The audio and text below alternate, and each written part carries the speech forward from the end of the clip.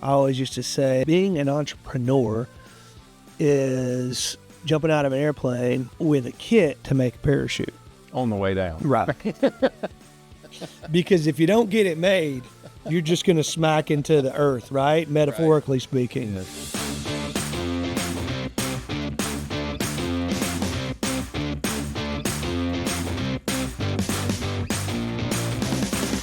The reason I was excited about getting you on the show is I was in the food business for 20 years. I had a meat market for 8 years, Okay. a catering business for the next 13. Mm-hmm. Well, the catering business started in 2003, so I had it 17 years. Mm-hmm.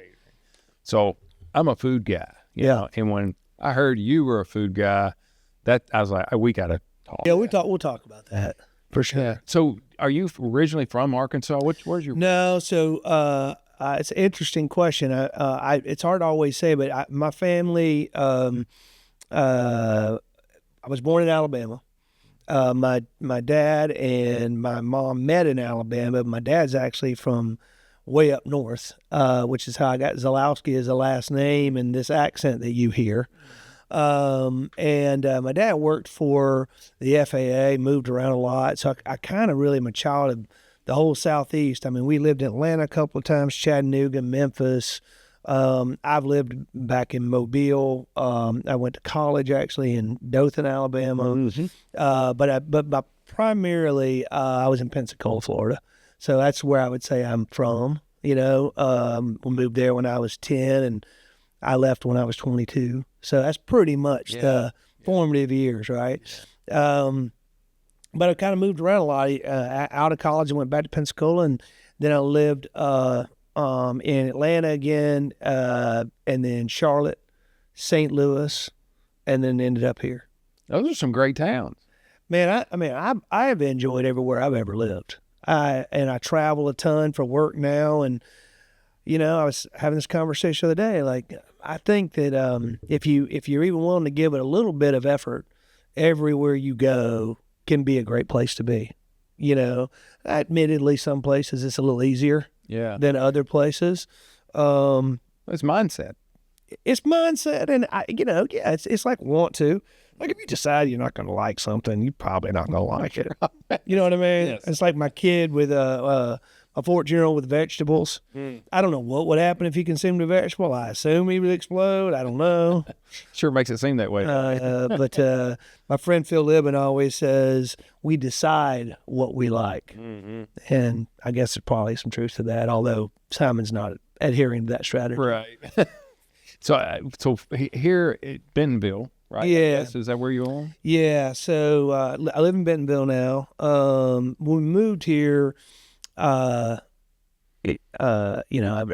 divorced, and when we moved here, my ex-wife and I were married, and we had our boys, and actually had one of our sons, and we lived in Bella Vista for a while, and then we lived in Bella Vista really the whole time we were married, and then before COVID, that unfortunately that thing went the other way.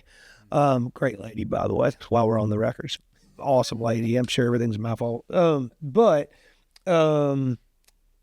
in Bentonville. Yeah, I'm in downtown Bentonville, and our office is, we'll talk more about the businesses, but Movista, which is our software company, is in the Ice House. We've owned the Ice House since 2014, and my whole little, existence there, our whole existence is in this, like, few square blocks downtown, which is really nice. Bentonville's a pretty special place. Yeah. So the entrepreneurial bug, where did that, is that something, did you mow grass when you were a kid? Yeah, it's funny. Yes. It's kind of crazy. So I don't know really where it came from. Like a lot of people that are my age, you didn't get given quite as much as the kids these days on the whole do, I think. And my first entrepreneurial venture that I remember, I worked from the time I was very small, every time given the opportunity, bussing tables at a restaurant where my grandmother worked or whatever. But entrepreneurially, I realized there was a market in my middle school for Jolly Ranchers. And this is contraband, okay? Yeah. This is contraband. The Apple ones, no doubt. Well, what I used to do is go up to the red and white grocery store and I'd buy the big bag, which, I don't remember, man, but it had to be probably 99 cents back then or something for the big bag. We're talking like 85. And then I would break those down. I'd put 4 into a Ziploc bag and I'd sell those about for $0.25, right? So out of like a big bag, I probably making like $14 or something. Limited, the TAM on that, the total addressable market, wasn't as large as I would have liked. Yeah. That was a solid way to make movie money, right. So you talk about cutting grass. When I was in high school, exactly what I did. I saved up my money. I bought a lawnmower and a weed eater, rake, all that sort of stuff. I had myself a little truck, and I started cutting grass and did that over the summers, and make money. And so, I just always kind of had that entrepreneurial spirit. Yeah. And I'd also say, talk more about this, but even when I got older and I finally got my degree, I got my 4-year degree in only 8 years. And you got it. Well, I did get it. But here's the thing, too, is that experience for me was I had momentum. I went to college. I was doing well. And then I kind of got in with a different group of people. And I don't say they weren't bad people. They're musicians and things like that. And I really enjoyed my 20s a lot. There's probably a book in there somewhere. But no, and I also started, I got into direct sales. And I was actually selling cleaning systems, rainbow cleaning systems. Yeah, I remember that. Yeah, I did that for years. Yeah. Well, not a vacuum. Man, no one would pay $1,500 for a vacuum cleaner. This is a cleaning system. Oh, okay. So, but I mean, even in that business, for the most part, you're straight up commission. I was able to, folks who ran the place liked me, and I'd do sales training and things like that. But at the end of the day, you wake up every Monday morning and you got to earn your lunch that week. And so eat what you kill. You learn a lot of skills in doing that, and you really are kind of running your own business. So that was entrepreneurial. And then when I got out of college, I got a job with a CPG company called Spectrum Brands, which is how I ended up here 12 years later. And I brought that same energy into that company, and it worked out really well, to everyone's benefit, because what I sort of ended up when I was still in the corporate world, my sort of specialty or je ne sais quoi was I could do these entrepreneurial things. Mm-hmm. And so as time went on, it was like, hey, we got this new job. It doesn't have all the corners and edges put on it. Mm. And would you be interested? And I'm like, heck yeah. So I'd do that for 18 months or whatever and establish that. And there's a project manager role, and we put in stage gating for product development, which is all kind of boring corporate stuff, but learned a lot. So I got to know the people in marketing, and then I went over in brand marketing, which you're not supposed to be able to do if you're, just some dodo who went to Troy State. And but I did. And one day I was in the hall. It's a great story. I was really enjoying product marketing, and this dude I respect a ton named J.D. Walker pulled me in a thing, and he goes, hey, we're going to start a race car. We're going to start a NASCAR program, and you're going to run it. And I was like, okay, that's awesome. I'm totally down for that. But why am I going to run it? He goes, because you're the only person here. It's in St. Louis. He said, you're the only person here who's ever been to a NASCAR race. And I was like, okay, that's fair. I'll take it. Yeah. But again, I mean, it was like, it was a total white space deal. We knew who our partner was going to be, what product we were going to promote. We knew, things like that. But like everything from like, what's the car going to look like, and how are we going to set the marketing up around all that. So I kind of like have always been scratching that entrepreneurial itch. And so then when we got moved down here, and I kind of through a couple of different jobs, I ended up as the team lead. I understood that to go to the next level corporately, I really did need an MBA. I mean, I needed it for the education. I also needed it for the stamp on the resume. And so I got into executive MBA, or now I'll call managerial MBA program at the University of Arkansas in Fayetteville. And 2 years in, the very last couple of classes you were allowed to take, you'd kind of pick your, you could pick your adventure, but one of them was to go and build a business plan. It was called Foundation of Entrepreneurship. Dr. Carol Reeves, who's one of our dearest friends and just an amazing woman. Just a quick commercial for her and how much she did for entrepreneurship and innovation at the university. If a football coach had won as many championships and national championships as Carol won running that program with the business plan competition, there'd be a statue you could see from the highway down there, you know. And it's unfortunate, I always say, Carol's not a large person. She's very diminutive. So I always tell her, even if we make a statue, you know, it's not going to be that big. So anyway, it's like a statuette. Yeah. So anyway, so yeah, and in that class, Carol was a master of drawing this out of people. And she said, listen, there's a lot of entrepreneurs that have come out of that program.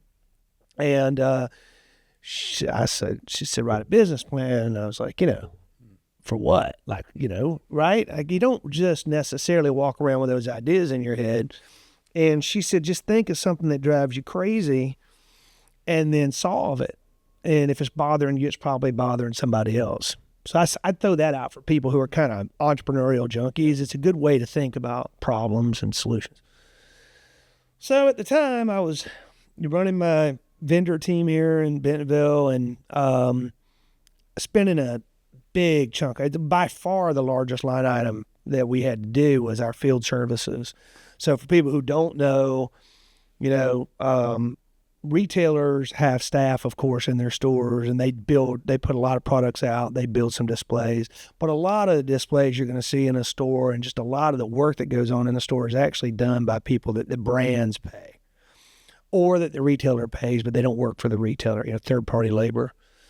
And so we're spending a ton of dough, millions and millions of dollars on that. And at the time, we're talking 2007, 2008, there really wasn't a great digital solution to help those folks in the field, you know, stay on course and also validate performance. And so that's what eventually became Movista. So we founded Movista in May of 2010.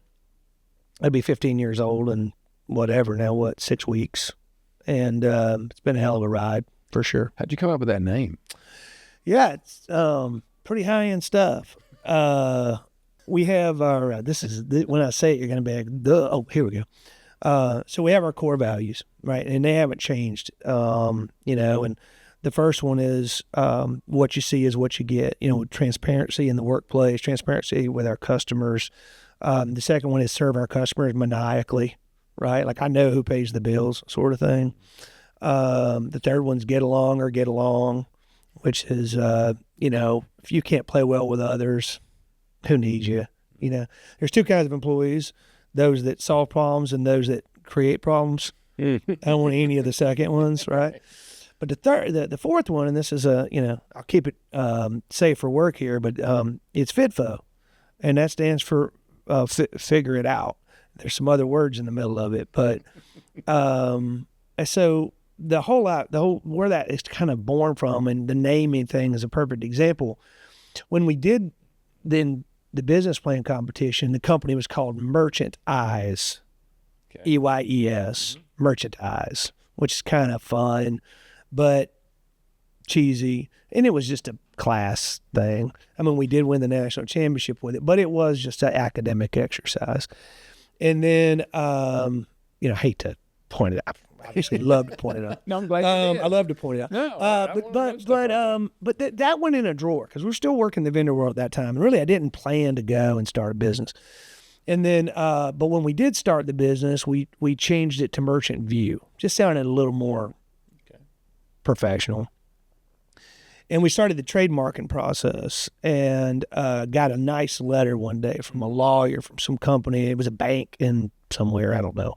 And they were like, hey, stop using that. And we were like, well, look, we're a software company for retail merchandising, and you're a bank. Right. Like, can we just agree that we have the no, you cannot. Okay.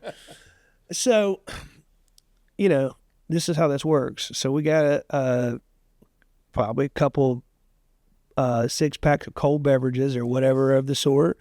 And we got a bunch of, we got a bunch of markers, and we went in a room, and we knew we wanted the name to include vision or line of sight or something like that. Right. And we knew that, part of our magic, part of our sort of secret sauce was we were launching on mobile devices, and no one else was on mobile devices. So we wanted to build in the mobile part of it.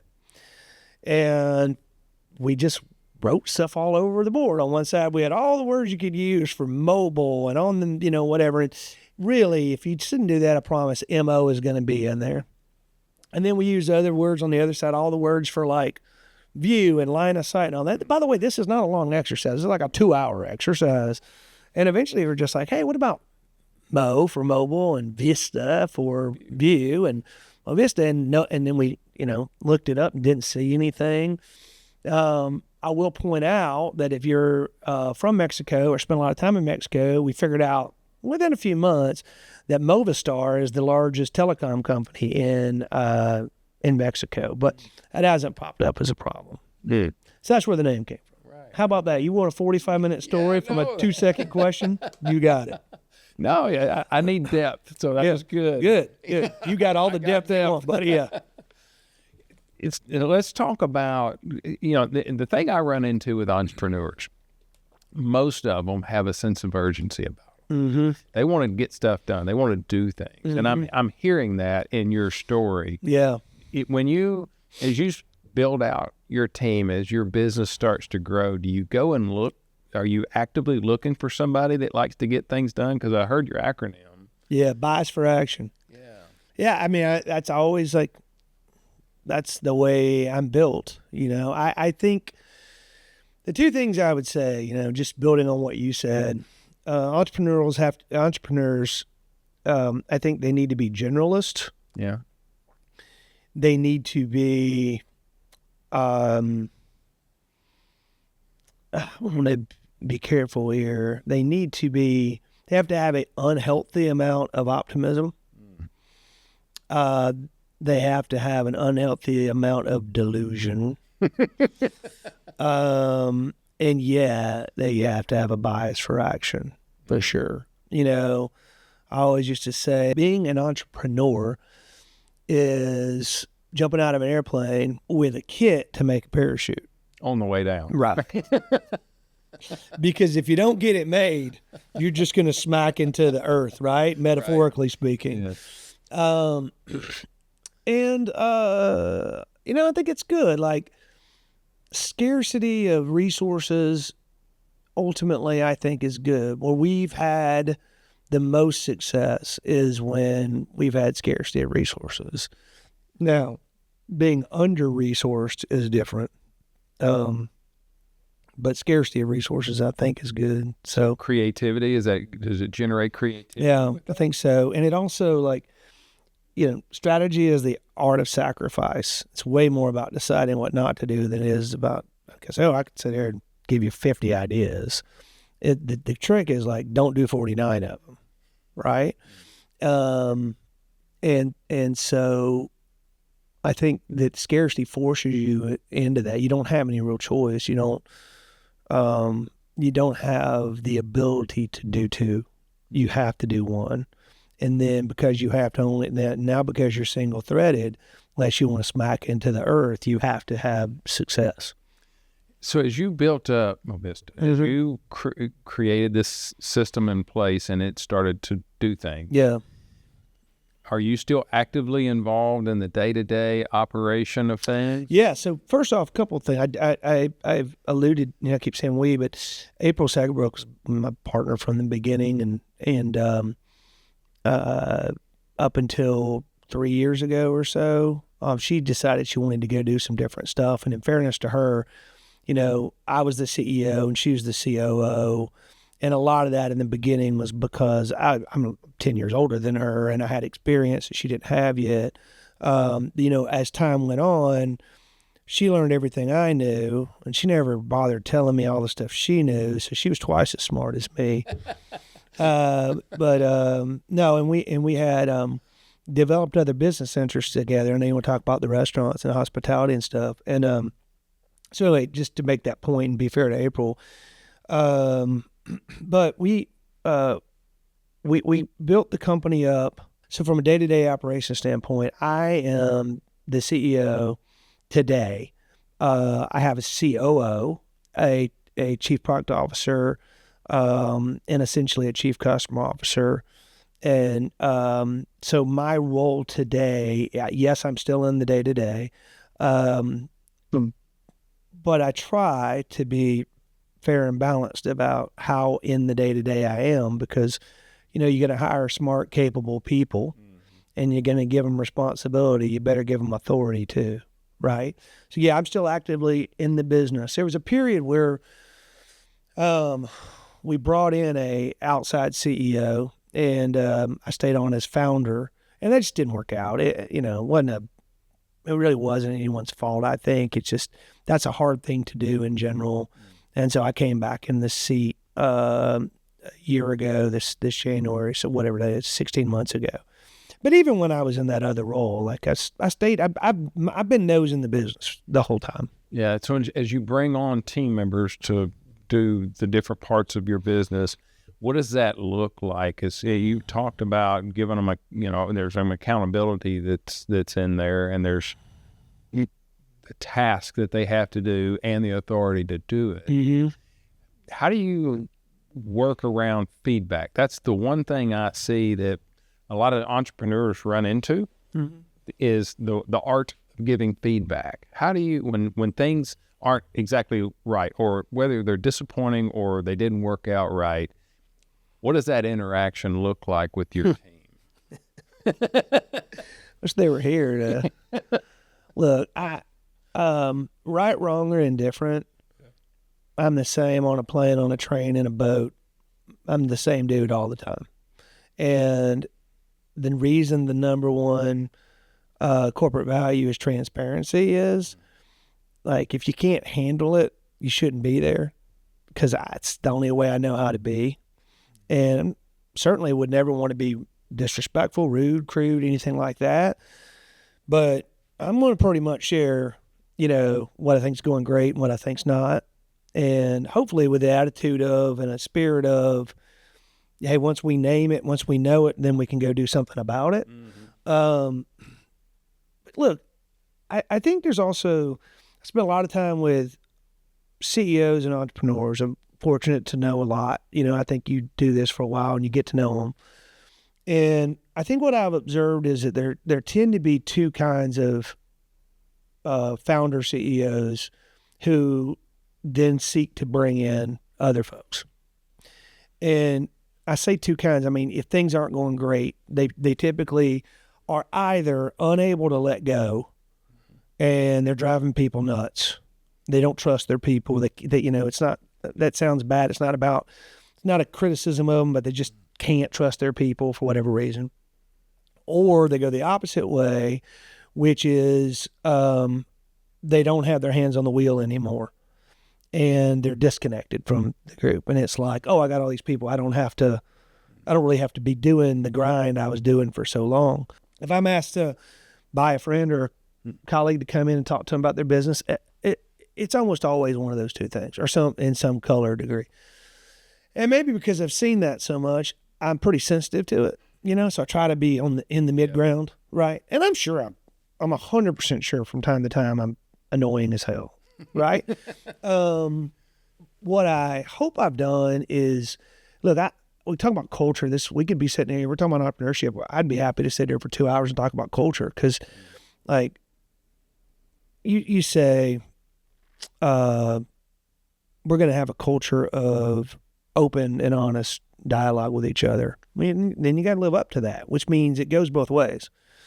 So I have had everybody from rank and file employees to my senior leaders in very public and private forums say, like, hey, man, you need to back off. Yeah. Or whatever. And, this is how this is hitting me. And sometimes I'm like, hey, I appreciate you sharing that with me. I can completely see where you're coming from. And sometimes I'm like, I respectfully disagree.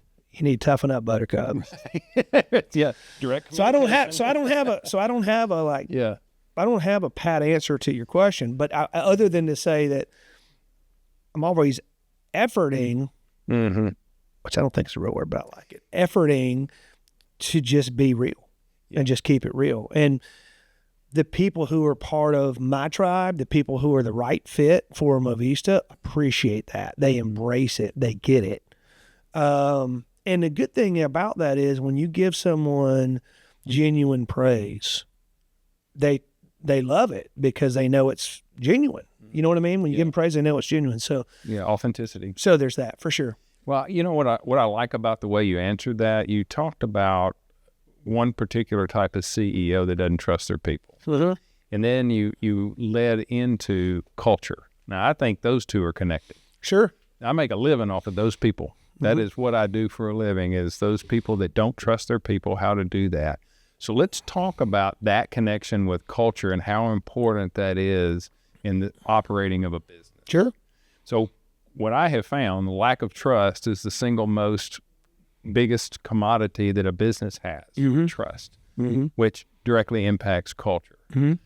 So when you run into a situation that you perceive is going to be conflict with your core values or with the culture that you've worked hard to establish, I know you're a direct communicator. You've made that clear, but how does that work? Because I know people that are listening to this podcast, they may not know how to do that. Yeah. Well, first off, like the easiest fire to put out is the one that never starts. Right? So how do you, I think I'm going to rephrase your question. Okay. Not because of, just to answer it, right? Dude. Yeah. And that is, how do you build a strong culture? Right? And my answer to that is you have to hire for it, coach to it, and fire for it. And when you do that, what happens is you're only really ever in this, you're sort of always in this acceptable band, culturally speaking, because people who don't fit in that, they just don't last. Yeah. Like as soon as you know, again, I'm going to say Phil Ibben's name again. If you haven't had Phil on here, you should, but Phil's a brilliant guy. And one of the things that he said was, you can read all the books you want about hiring people. You meet people for maximally 3, 4, 5 hours, most of the time. And then you hire them. You better be really good at firing people, because hiring them is next to impossible to do at a high rate of greatness, right? So I say all that to say, the first thing you have to do is make sure the people that you have under the tent are culturally compatible. Because if they're not, you're never going to get them there. It just doesn't work that way. Okay? And the second thing is, when you have that, that is already true, everything you just asked me gets a heck of a lot easier. Right? And I really honestly believe, at least for me, I don't think I can talk my way into someone who's not a cultural fit becoming a cultural fit. It's just asking too much. Yeah. Now, the other thing I'll say, I say this all the time to my team, we've been different sizes over time, always between 50 and 100 people. It just kind of depends on what's going on in the market and all that. But let's just say at our biggest point, right? I think the biggest we ever were is like 110 or something. There's 8 billion people on Earth. All right? I don't know. I'm not trying to find, it's like, I feel like, Walmart's got to have what? How many employees they have? Like 2 million or some craziness, right? They're going to have a definite variance over there in terms of the quality of folks they have in cultural alignment. We're talking about a minuscule company here. Every one of our players should be an A player, and every one of our players should be culturally aligned. There's just no reason for it not to be true. Yeah. And so, I guess in summary, I don't think you can coach somebody into cultural alignment. So you got to hire for it, promote for it, and fire for it. And that's really what it boils down to me, from my seat. Yeah. Back when I had my catering business, when I knew I had culture right, because I went about 7 years and I never fired anybody. Not because we didn't have people leave, but the people that held the culture dear ran them off. They would run them off. I agree with that. And I think that happens. I think that people self-select. Yeah, I would call that self-selecting. There's a lot of really special things have happened over the time with their culture, and sometimes people, this is another kind of funny story. I have a sister, and I'll just cut to the chase. I fired her. Like, I hired her to do some stuff for us, and she just didn't do a great job, and so I fired her. So I always just tell people, like, listen, there's no sacred cows here, right? I mean, I had to call my mom and told her I fired my sister. Like, if we have to make changes, we'll make hard decisions up here, because the only sacred cow is growth. That's the sacred cow. And look, I don't want to come across as glib. I hate, more than anything, I hate parting ways with people, right? And so, like I said, the easiest way to put a fire out is never have the fire start to begin with. And how do I avoid getting to that point? I want to make sure people are great cultural fits before they ever, fill out their paperwork for HR. But we're not perfect at it. We're pretty good at it, but we're not perfect at it. Yeah. So once you created the culture that you like, how easy or difficult, I actually know the answer to this, but I want to hear you say it. How easy or difficult is it to get things done, to be agile, to pivot and go a different path when that's necessary? How does all that process work? Well, I mean, I know that the sort of like glib answer would be pretty easy because they got all the right people. Yep. But I mean, we're all still human beings, even if we're culturally aligned. And, change is definitely the hardest thing in business, I think. If you can start doing something and do it the same way and just keep doing it for a long time, man, that's great. I mean, you know how that goes. You just get so efficient with it. So it's not easy I don't think change is easy, and we've certainly gone through it. I mean, Movista has had periods of what I would call crazy success, and we've had challenging periods, candidly, since, I don't know if you heard about COVID, but since the COVID period, it's been a lot of things changed during COVID in our market, and so it's been a real slog of trying to get our footing and get to a growth footing again. So I don't know. It's not easy, and I don't want to come across as saying it is easy. However, I would say to you that the hard parts about it have not been cultural. It hasn't been dragging the people along. It's been more broadly changing, really, as a company, what we bring to market, like what market we're serving, and it's just sort of more of the technical stuff. Yeah, innovation. Yeah, I actually, again, the market has shifted on us a couple of times. This is a whole other great podcast. But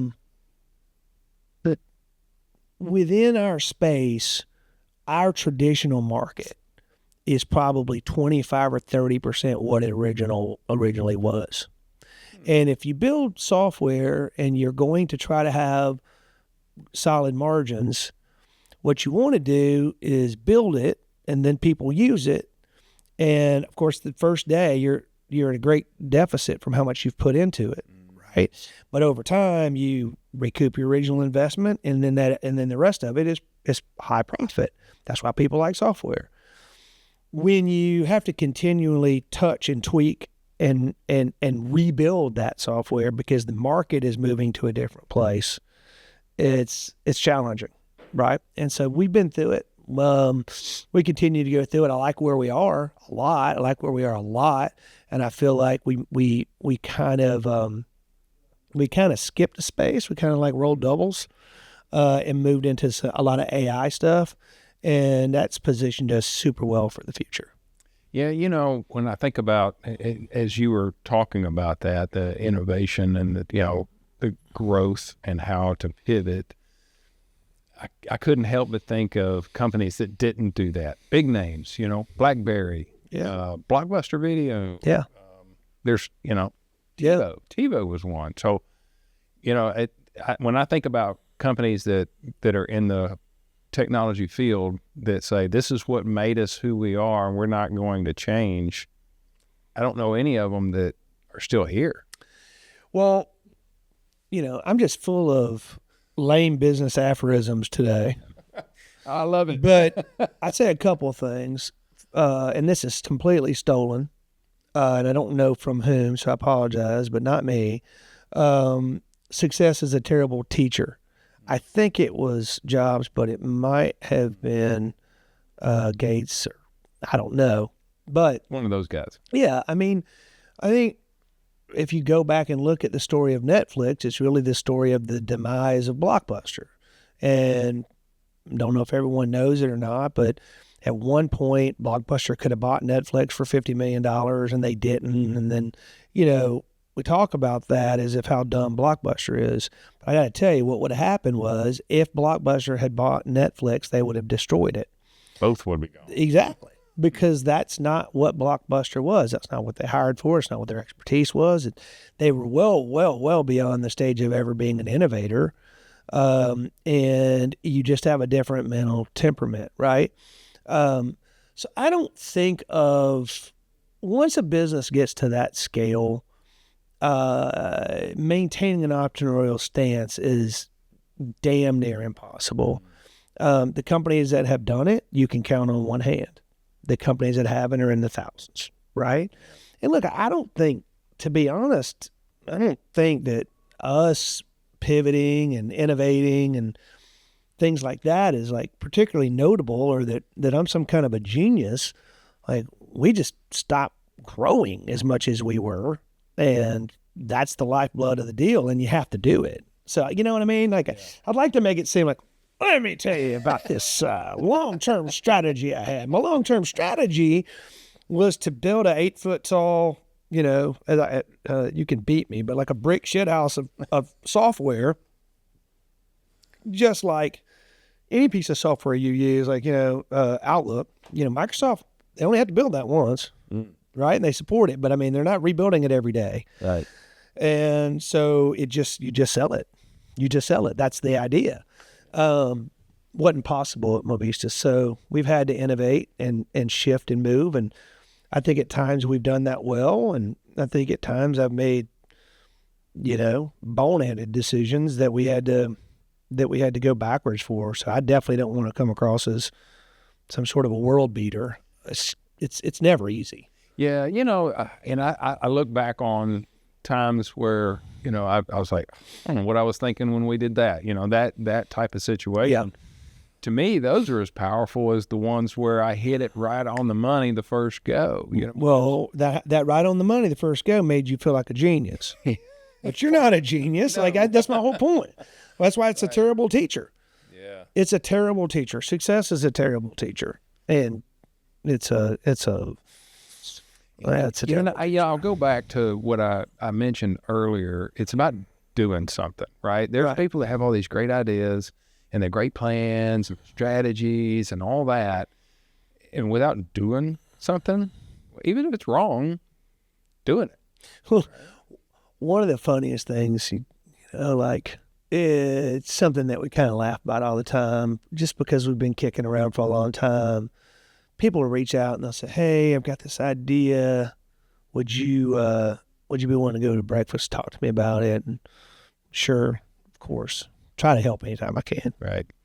And then you go in, inevitably, they're like, "Look, I don't, I just want to make sure you're clear. Like, this is my idea. I want to make sure it doesn't go outside the table and whatever." And I'm like, "Yeah, listen, I don't want your idea. I don't care what it is. I don't care. Like, got an NDA? I don't care. Trust me, I don't care. I've got enough going on." But so part of it too is like, let's just think about it, right? Like, if I said to you 10 years ago, I was like, "Hey, I got this idea. I want to get normal, just regular people, like your friends and neighbors and relatives. I want to make them cab drivers. And then, like, you'll just call them on your app and they'll pick you up and then you'll pay them to drive you places. What do you think?" Hard no. Hell no. No way. right? Right. Like somebody said at breakfast, said that to somebody else, and was like, "Don't tell anybody." And they're like, "Yeah, no problem. I would definitely won't tell anybody." Right? So like, just making a point. It's ideas are, the way April would say, ideas are super cheap. Execution is the most valuable thing on earth, and I don't think that's incorrect. Yeah. If you have an idea, you can articulate it, you can pattern match it to something else, you can pretty much raise money for it. Mm. I mean, I'm not saying you can raise money for it. It depends on what you want to call easy. What's hard? Somebody told me yesterday, our jobs are hard. I said, well, like digging holes for a living is hard, right? I did that. I worked drywall. I wasn't even qualified enough to nail the drywall in. I just had to pick the pieces up and cut the corners and stuff, and did that all summer in Pensacola one summer. Like, that's hard. I don't think our jobs are hard, but anyway, I agree with you. It's execution is the coin of the realm, and culture eats strategy for breakfast. Oh, preach on. Yeah. That's I run into my day job. I run into people like just like you were talking about. Go to breakfast with me. Sure, same thing. And that is one thing. They'll have great ideas. Yeah, and they might even have a plan. Yeah, but moving to action, that's where the rubber meets the road. Look, almost anything, whether you're convincing yourself or somebody else. If I'm working with a young entrepreneur and they're trying to put together a pitch deck, whether it's to sell raise money or sell to a prospect or whatever, you got fear and greed, right? First thing I want to do is I want to anticipate what you're going to be afraid of about my proposition. It's not going to work.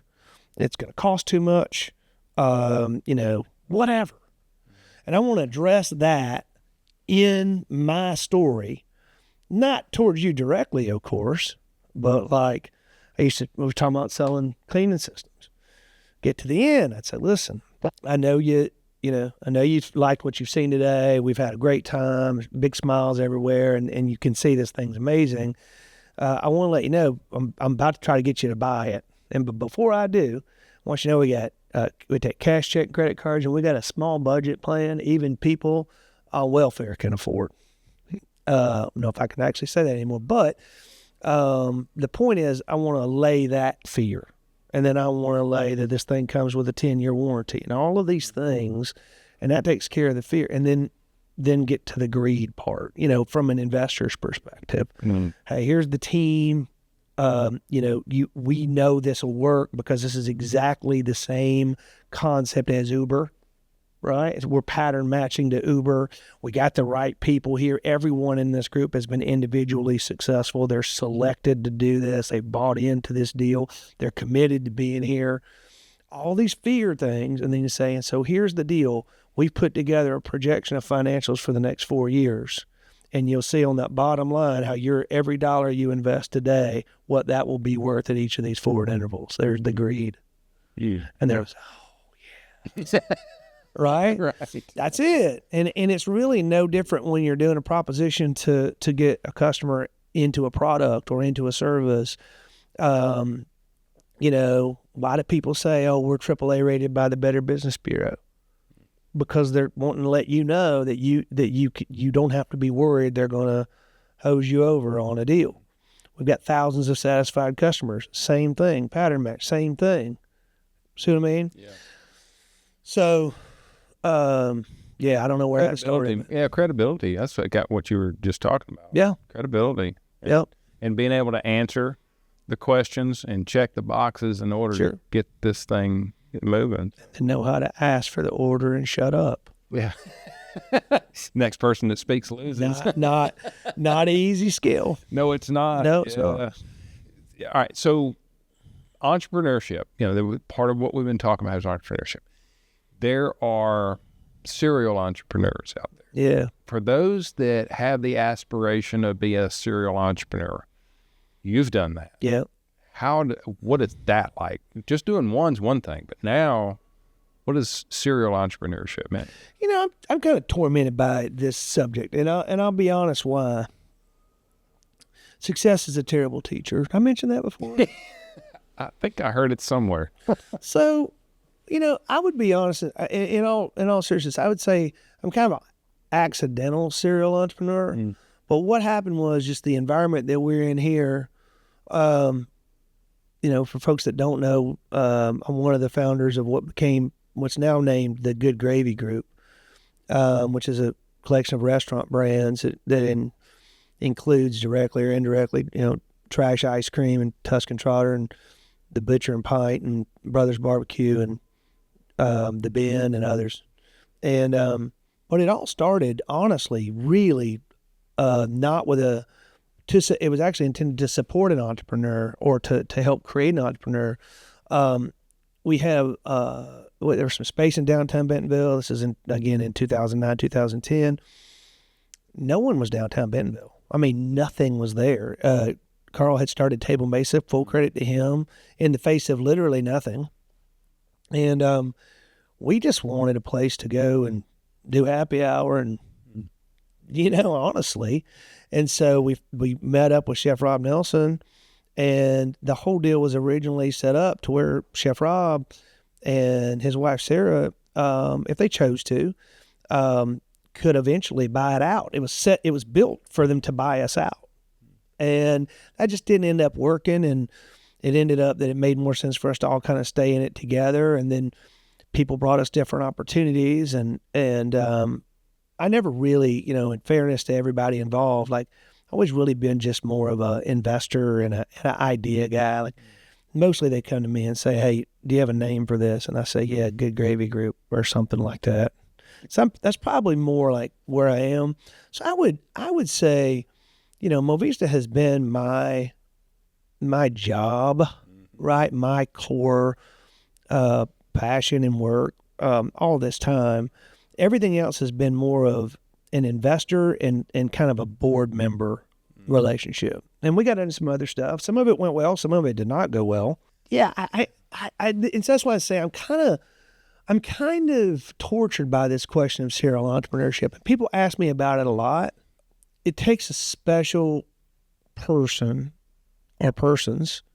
And I also think that if you think you're going to be successful every time, particularly like really successful, you are spinning the roulette wheel.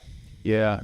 My experience with partnerships, especially that there can be several that are serial entrepreneurs in a partnership, but to have one entrepreneur doing multiple things without a good team, without lieutenants or whatever you call them, the system, it'll cave in on itself. Right? You can't do it. Yeah. So I always caution people about that whole serial entrepreneurship is, you can serve one master really well. You start getting diluted if you don't have the support team or the culture, right? If you don't have the accountability, the purpose, and the culture, you're asking for trouble. Yeah. And, I'd also add, like, the culture thing is always there. The lieutenants thing is always there.